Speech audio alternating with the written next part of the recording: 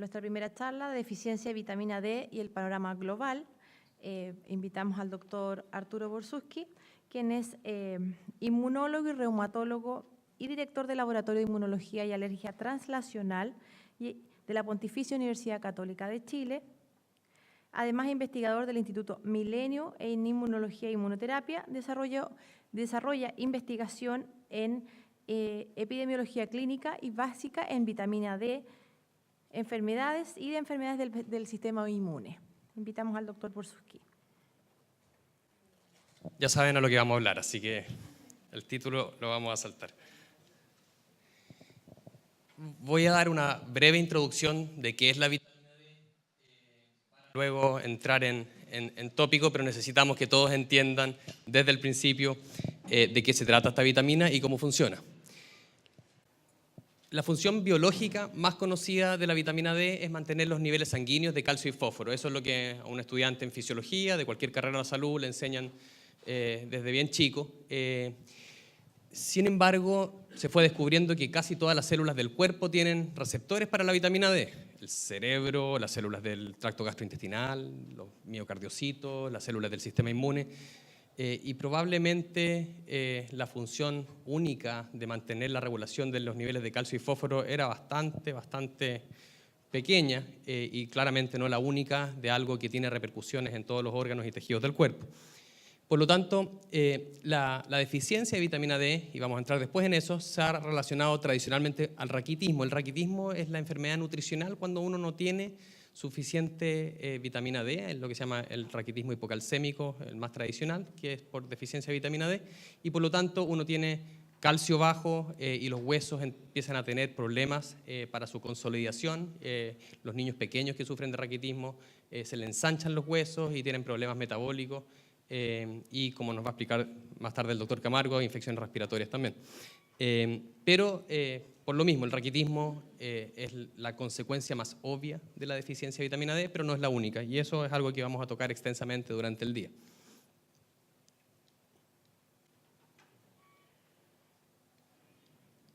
Se quedó pegado. Uy, lo maté.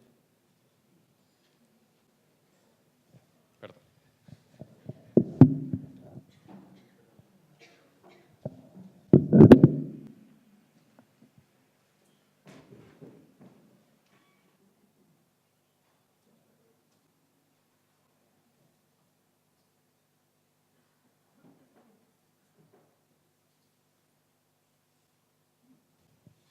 Este es un diagrama muy simple de cómo obtenemos o cómo llegamos a tener vitamina D en el cuerpo. Y lo primero, en general, por la vía más habitual, es la exposición a la radiación solar. La radiación ultravioleta B hace que precursores del colesterol, este 7-dehidrocolesterol, se transforme en la piel en colecalciferol, que es la vitamina D3, y eso pase al hígado. Luego en el hígado se hidroxila, se altera un poco químicamente, en la posición 25, lo que pasa a ser 25 hidroxivitamina D3. Este es la forma más común que medimos en sangre. Cuando uno pide vitamina D en sangre a alguien, le vamos a estar midiendo la 25 hidroxivitamina D. Y luego, esto todavía no tiene un efecto, no tiene una acción biológica. Luego en el riñón se hidroxila de nuevo y pasa a ser 1,25 dihidroxivitamina D.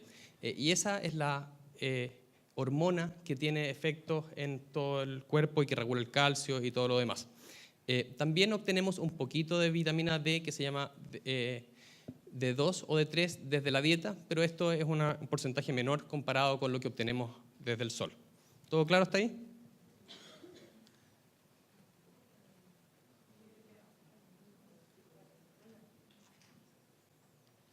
Ahí, perfecto.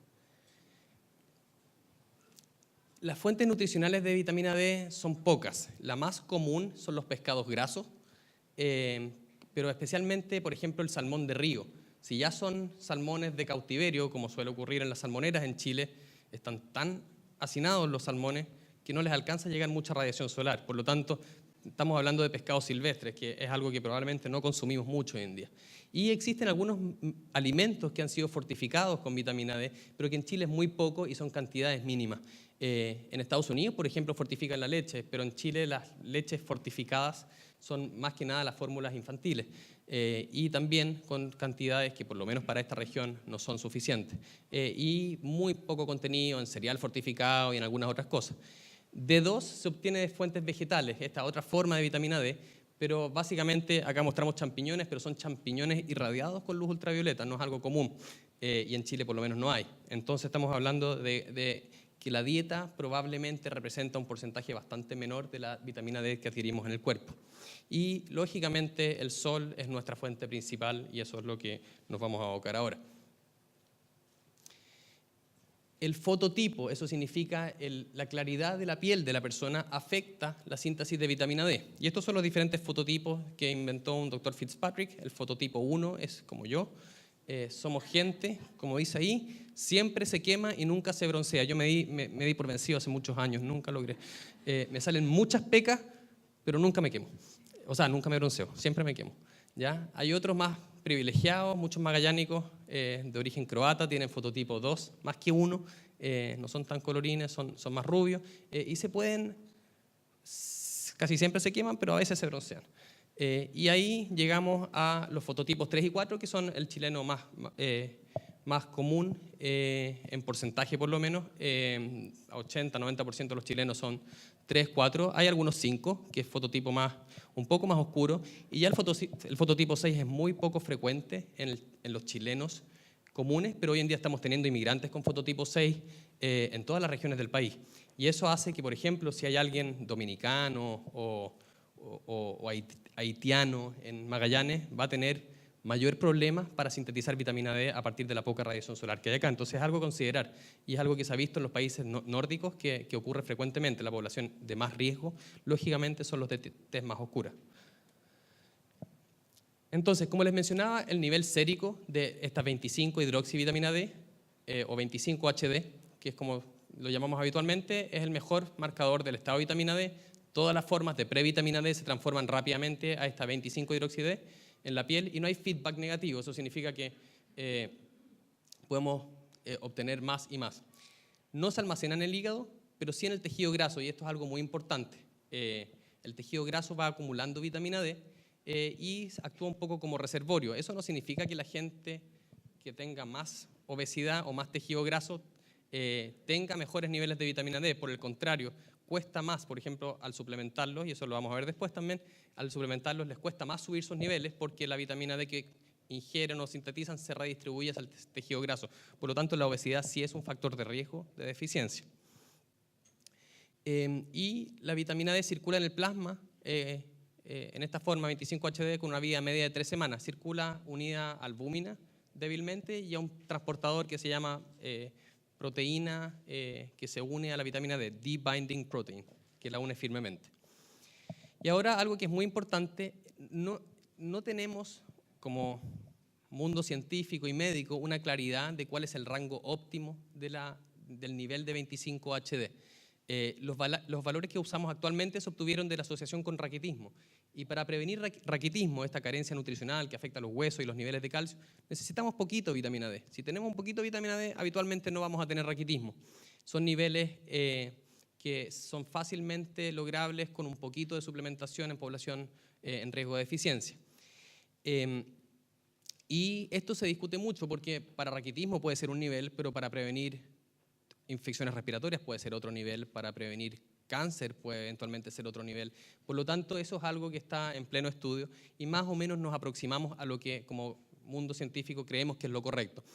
Y esta es una de las definiciones de niveles de suficiencia, insuficiencia y deficiencia, pero es la que nosotros más comúnmente usamos. Creemos que lo óptimo es tener sobre 30, 32 nanogramos por ml, insuficiente entre 20 y 30 nanogramos por ml y deficiencias menor a 20 nanogramos por ml. Y esto en general es el número estándar que necesito que se memoricen, más de 20, menos de 20.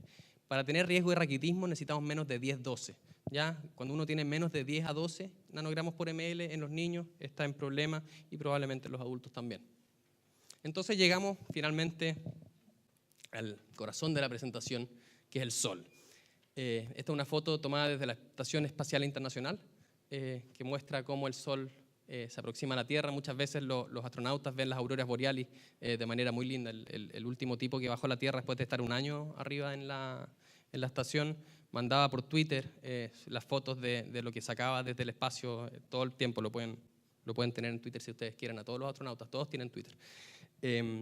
Y el Sol tiene una ruta muy directa en cuanto a su radiación solar al centro del mundo, que es la línea del Ecuador, que es donde hay mayor exposición a rayos ultravioleta, y tiene una vía más larga y más oblicua hacia los lugares del mundo que están más cerca de los polos, porque además la atmósfera juega un rol en divergir los rayos ultravioleta. Por lo tanto, en los polos, y esto es una diapositiva bastante norte-céntrica, porque la flecha también debería estar hacia donde estamos nosotros. Entonces, esto es un mapa que se elaboró con el promedio de la radiación solar del año 90 al 2004, ¿ya?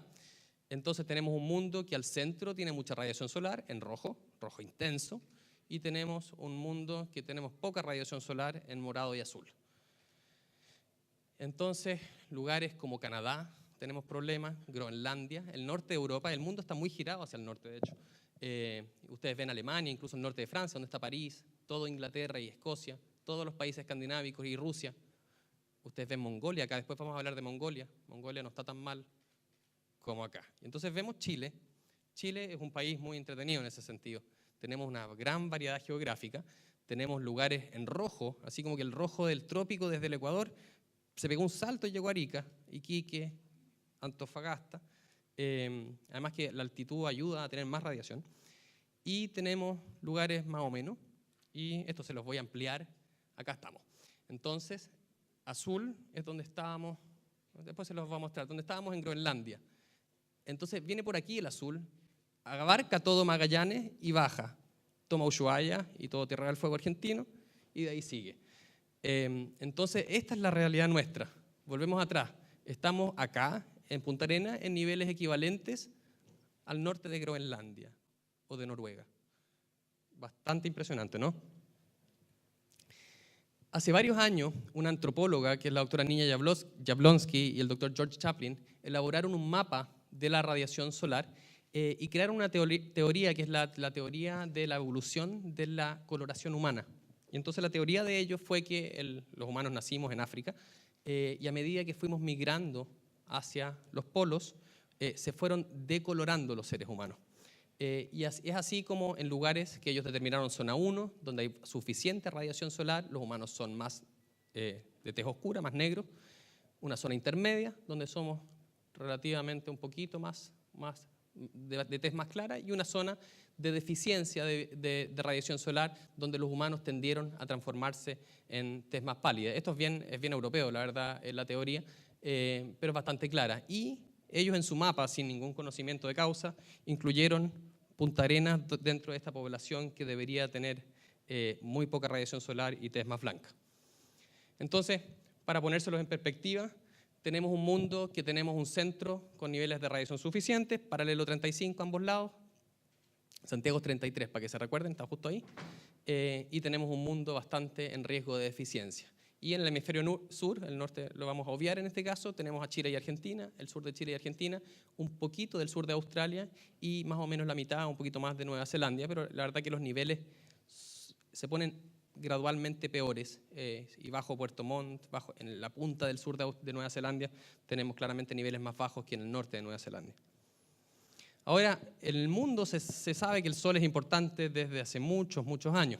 Los egipcios tenían una deidad, como muchas otras etnias y pueblos antiguos. Por lo tanto, el tomar sol es algo que es muy relevante para los seres humanos. Estos son guerreros masái, los masái viven en Kenia, y ellos siempre se jactan de su fuerza física, son gente alta y muy fuerte.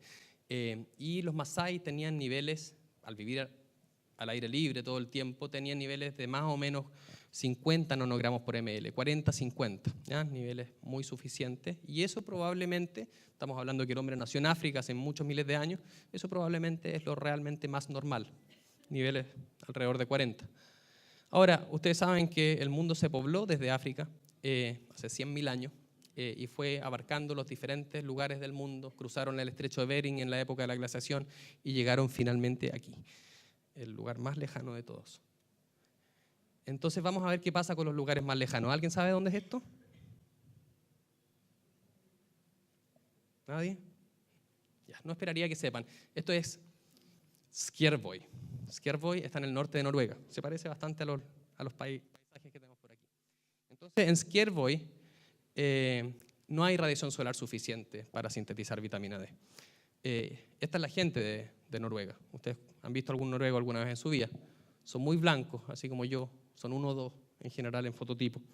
Y esto probablemente va en línea con la teoría de la evolución del color de la piel de la doctora Jablonski y el doctor Chaplin.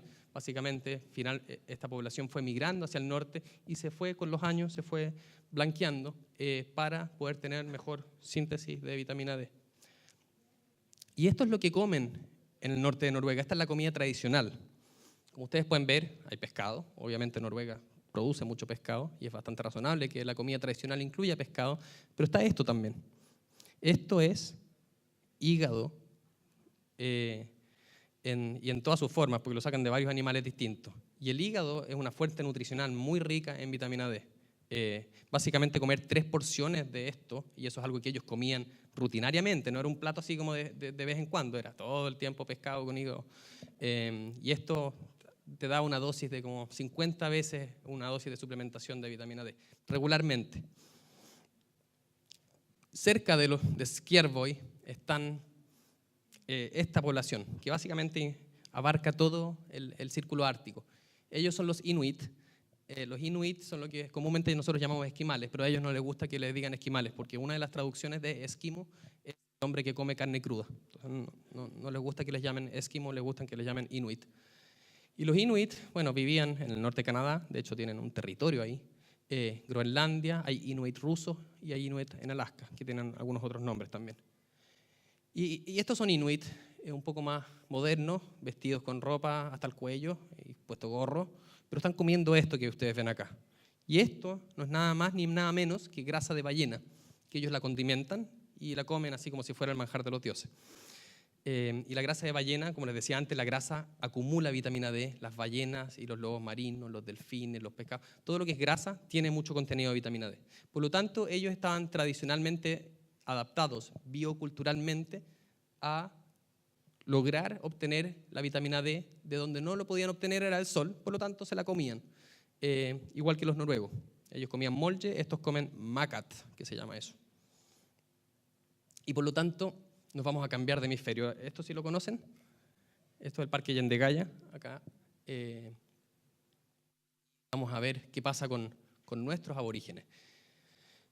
Acá los magallánicos probablemente me pueden dar charla de esto mucho mejor que yo, pero tenemos varias poblaciones de indígenas patagónicos. Están los Alacalufes o Kaweshkar, los Selknam, Ona, los Yamanas o Yaganes y finalmente los Haush, que fueron siendo desplazados por los Ona hacia la punta del otro lado de la Isla Grande. Y vamos a ir viendo un poco parte por parte. Este es el fototipo. Hay pocas fotos en color de los patagones, pero este es un Ona.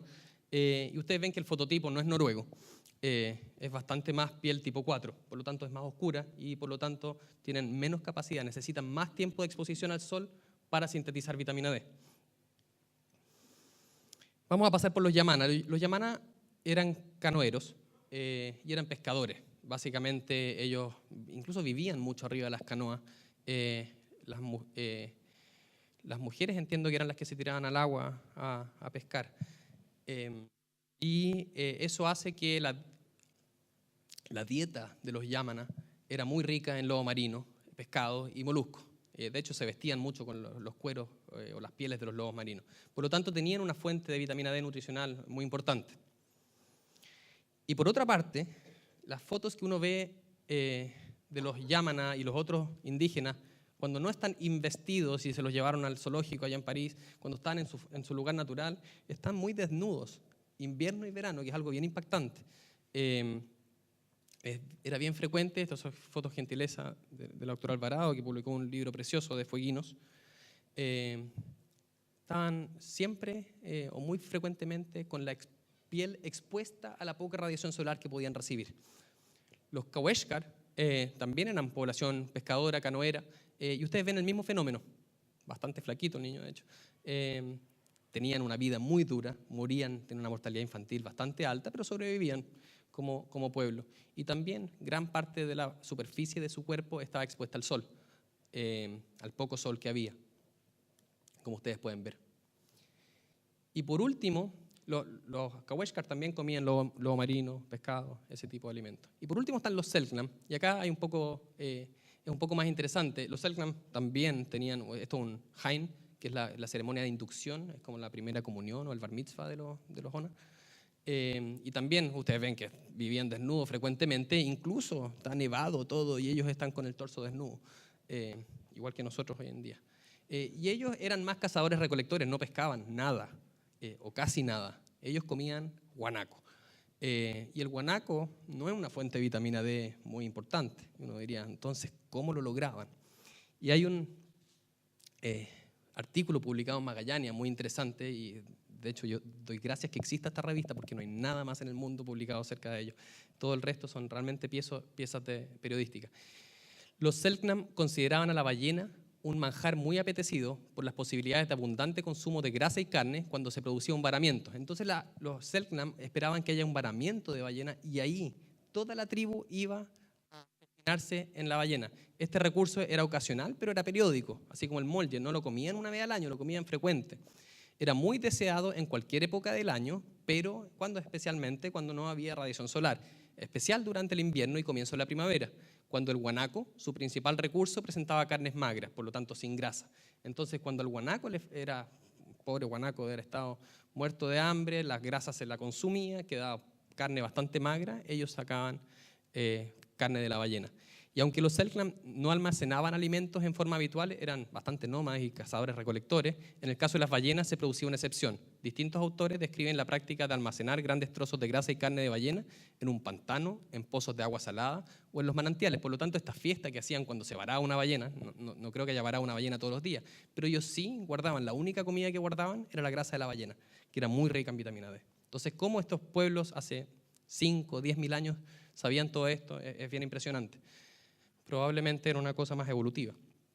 Entonces, ¿qué pasa después en Magallanes en los siglos XIX y XX? Y no les voy a contar la historia de la colonización, que es bastante cruenta, sino que vamos a saltarnos un poco. Esto es el Hospital de la Caridad, en 1906 se inauguró, y hay algunos artículos, el doctor Matías Vieira de acá publicó en la revista chilena Infectología hace algunos años, y saqué algunos extractos.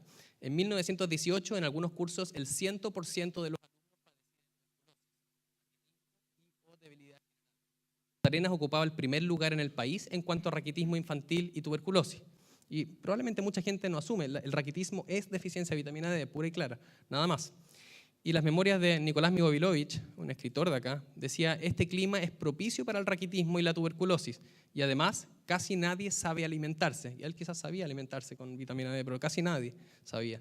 Ni prevenirse. ¿Prevenirse de qué? Del raquitismo y la tuberculosis. Hay familias enteras contagiadas por la tisis, tuberculosis, condenadas a morir en pocos años. Y finalmente llegamos a nuestros Patagones modernos. Quizás ustedes reconocen a alguien acá, esto es gimnasio acá en Punta Arenas. La piel es más blanca, es decir que tenemos un factor de protección comparado con los Patagones más antiguos en promedio. Algunos están un poquito pasados en peso, lo que les hace redistribuir su vitamina D y bajar su nivel circulante. Y varias cosas, fenómenos bien modernos ocurrieron acá. El primero es el tema del agujero de la capa de ozono, los solmáforos. La población acá ha sido asustada sistemáticamente de que el sol es malo. Los dermatólogos en todo el mundo dijeron, el sol es malo, les va a dar cáncer, se van a morir de cáncer si ustedes se ponen al sol. Y acá en particular, el agujero de la capa de ozono va a hacer que reciban radiación ultravioleta tóxica y dañina. Entonces veamos el agujero de la capa de ozono. Este es el agujero de la capa de ozono. No está todo el año, aparece en la primavera austral. Y esto es una foto habitual, bastante mala de hecho. O sea, la foto es buena, pero la situación es mala. El agujero es muy grande. Pero miren dónde está Punta Arenas. Está ahí. Entonces, ¿cuándo está el agujero de la capa de ozono sobre Punta Arenas? Algunos días de la primavera. Septiembre 13 del 2015 apareció acá. Y eso es bien evidente, la radiación solar aumenta mucho esos días sí hay que preocuparse, porque si uno se pone a torso descubierto se va a quemar, pero son pocos días del año. El resto del año estamos así, o menos. Por lo tanto, el sol no los va a matar todos los días del año. Hay algunos días que hay que tener cuidado. Y la dieta de los patagónicos modernos, ustedes lo conocen mejor que yo, no es en base a grasa de ballena. Por lo tanto, tenemos un problema, tenemos muy poca radiación solar y tenemos una dieta bastante deficiente. Esta es la gradiente de irradiación solar de Chile. Partimos en Arica, el más alto está en Antofagasta, de hecho, por la altitud es 7.300 megajoules por metro cuadrado por año. Punta Arenas tiene 3.600, por lo tanto, justo la mitad que Antofagasta. 50% es harto en esto. Y esto es Antártica chilena, base Presidente Frey, 2.200. 30% menos que Punta Arenas. Y esto de la poca información que tenemos de niveles de vitamina D. Wow. Gracias. El nivel en Arica, acuérdense que de 30 consideramos óptimo, suficiente, 20 a 30 insuficiente, menos de 20 es deficiente y menos de 10 12 es malo. En Arica es bastante decente. Santiago hay varios estudios, 17 a 24, por lo tanto acuérdense que estamos sobre el paralelo 34 35, que es cuando la cosa se pone mal, pero no es muy bueno tampoco. Coyhaique, estudio de la doctora Catalina Leroy, que va a presentar luego, con médicos de la región de Aysén, 16 en promedio, en mediana, la verdad. Y por último, hay dos estudios en Punta Arenas, mujeres posmenopáusicas, 7,5 de mediana, acuérdense que bajo 10, 12 estamos en deficiencia bastante grave, y el 100% estaba a nivel de deficiencia, y el estudio que va a presentar la doctora Brinkman más tarde, así que no le va a robar la película, en mediana tuvimos 10,9, por lo tanto, en niños de 8 a 10 años. Por lo tanto, la situación en Magallanes es que prácticamente el 100% de la población está deficiente en vitamina D. Entonces, ¿qué significa eso? Tenemos que hacer lo que hacían en Siberia, que les ponían una lámpara solar a los niños y los paraban alrededor a tomar sol artificial porque no había suficiente. O en los hogares de ancianos también ponían lámparas ultravioletas para que les llegara suficiente luz y tuvieran vitamina D.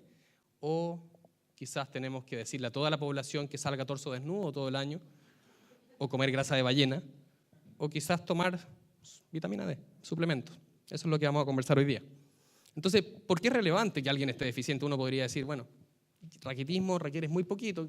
Casi nadie tiene raquitismo, aunque hay evidencia que sí tenemos acá en Magallanes.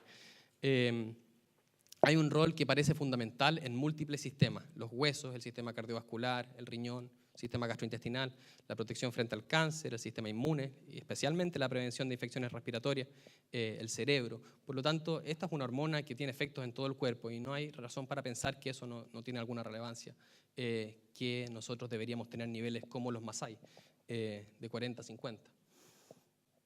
Por lo tanto, les dejo la pregunta abierta. Vamos a ir viendo presentación a presentación un poco este tema.